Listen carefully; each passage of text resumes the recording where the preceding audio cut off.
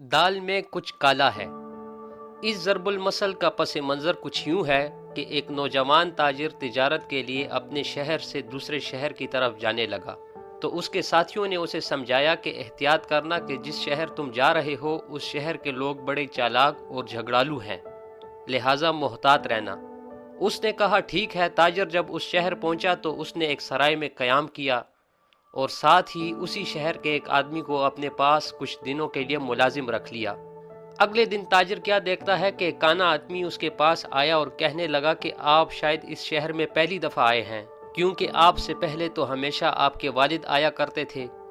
اب چونکہ ان کا انتقال ہو چکا ہے تو ظاہری بات ہے کاروبار تو آپ نے سنبھالنا ہے۔ اب اس دوران اس کانے آدمی نے اس جوان تاجر سے کہا کہ آپ کو تو پتہ ہی ہے کہ آپ کے والد آنکھوں کی تجارت کیا کرتے تھے، اور اسی غرض سے میں نے بھی اپنی ایک آنکھ ان کے پاس کچھ پیسوں کے عوض گروی رکھی تھی۔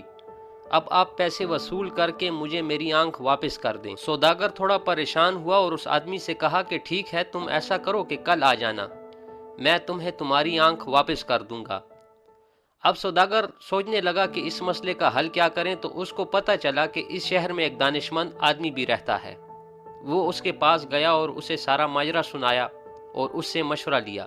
اب دوسرے روز جب وہ کانا آدمی دوبارہ آیا تو سوداگر نے اس سے کہا کہ والد مرحوم بے شک آنکھوں کی تجارت کرتے تھے، اب چونکہ ہمارے پاس تو کئی قسم کی آنکھیں ہیں، تو آپ ایسا کریں کہ مجھے اپنی یہ دوسری آنکھ بھی نکال کر دے دیں، تاکہ میں آپ کو اس وزن اور سائز کے مطابق آپ والی آنکھ آپ کو واپس کر دوں۔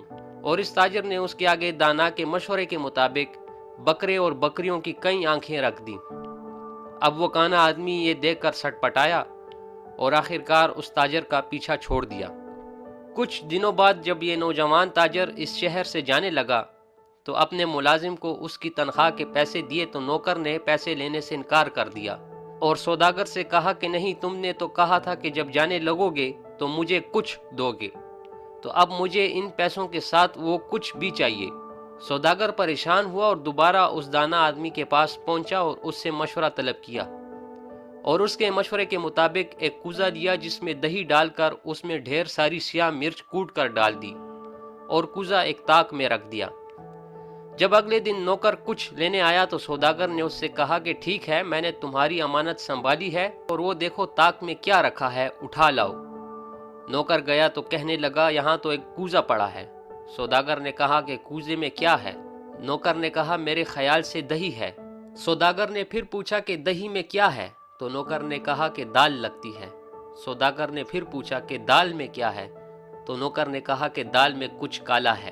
تو سوداگر نے کہا کہ یہی وہ کچھ ہے جس کا میں نے تم سے وعدہ کیا تھا، اب یہ کچھ لے لو اور چلتے بنو۔